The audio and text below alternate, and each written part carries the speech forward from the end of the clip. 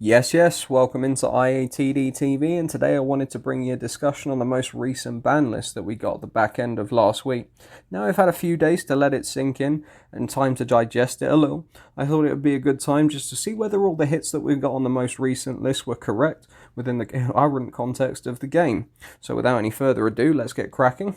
Starting off, Block Dragon is the first hit on the list, and there's not too much arguing to be done with that. Block Dragon was the correct hit and gave Adamantipator far too much advantage, and has been begging to be abused ever since it was released. The card is inherently broken, and it doesn't make for a healthy game environment, so I think as far as that went, I don't think Adamantipators needed to be able to recur quite so much. They're still going to be playable, and they're still going to be at the top tables of tournament play. They're just not going to be able to recur quite the same amount of resources that they previously used to, which I think overall is going to be healthy. Hopefully we'll also see some Eldlik hits to go alongside that eventually, but right now hitting Adamantipators is a good way to go. So next up on the list, it's kind of a two-for-one. We have Mecha Phantom Beasto Lion and Jet Synchron. Now these are correct hits, but contextually it depends on how you look at it. If you're part of the player base and you say, no, this isn't probably the correct hit, you want a hit Halki Fibrax, because that is the problem. Ban that, obviously, but obviously Konami's not going to do that right now, as they're looking to get another reprint in for Halki Fibrax. So banning the cards around it like Jet Synchron and Mecha Phantom Beasto Lion probably make more sense financially to Konami in the current state of the game. It's not too bad with Jet Synchron forbidden and also Lion forbidden as well.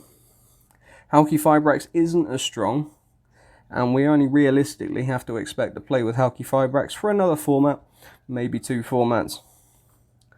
But I wouldn't see too much longer. It's going to be the same as Summon Sorceress. You know, we had to live with Summon Sorceress for quite some time before we got rid of her. But getting rid of some of the problem cards like these two tuners, I think will definitely hit its progress and at least force the players to find something else to abuse with Halki Fibrax in the meantime. Now, there's not too much else on the Forbidden list, so we didn't get any more spells or traps or anything extra on that front. So we go into the limits, and straight in, we start with Double Iris Magician, and she's going from Forbidden to 1, and I think with the amount of hate that Pendulum has had over the course of the game in the last few formats, with Electromite being banned and things of that nature, I think a little bit of love might just help appease the Pendulum players. There are a few of them out there, and I know it's not the most liked way to play Yu-Gi-Oh, but I think giving Pendulum a little bit of love at this time, and bringing Double Iris Magician back to 1 isn't going to break Pendulums, isn't going to break the meta, and to be honest, I don't even think it's going to make any great deal of difference, even to the strategy itself. So, moving on from Double Iris Magician on the limit list, we go to Phantom Knights of Rusty Bardiche, and he has gone from Forbidden to 1. This is primarily to sell Phantom Rage, that's going to be coming out in a couple of months, and all the Phantom Knight support that's going to be coming out there within. Do I agree that this was the correct decision to come off the ban list? No, not really, but from Konami's perspective, I understand why they've done it. It's definitely going to help them sell some product. But from a player's perspective, having played against this card a lot when Orcus was at full power, this is a +3 that you just can't really get around. Okay, it's got limitations that you can't use it as linked material, but that doesn't matter with the advantage that you get out of a Bardiche for such a small engine that you can put into a deck. I don't think it was right that it came back, but we'll see how it goes in the format coming from here. Another strange limit on the ban list would have been Called by the Grave going from 3 to 1. Now, a few months ago, it went from 3 to 2 and then back again to 3, and I think at 3 it was the right call. Now, I can only assume it going to 1 is to sell Crossout Designator, that I can assume is going to be coming out in Phantom Rage as an expensive secret rare. But Called by the Grave going to 1 is, for me, harsh. It's a hand trap heavy format and has been the whole of 2020. There's a lot of hand traps flying around, and just to be able to have some reliable ways to stop those hand traps is a healthy counter for the game, in my opinion. I don't think it's going to see much play at 1, but at 3 it was a healthy comp to some of the more hand trap heavy decks. So, yeah, I think it was harsh that it went to 1, like I say. I think hand traps are going to have a very good time of it in the format going from here until Crossout Designator comes out, and that is for sure. Next up, this is my favourite part. We have Harpies Feather Duster coming back to 1. Was this correct? Absolutely. It's long overdue, and I know with Lightning Storm out that I thought it would have been pushed back a long time before we got Harpies Feather Duster. So to be honest, to get it before we got a second printing of Lightning Storm is pretty fantastic, and I'm super excited to have it in my deck to play from here on. Nothing else limited on the spells or traps, so we'll go on to the semi-limited list. And for you Burning Abyss players out there, you're getting a nice boon with Seer and Graph going back to 2.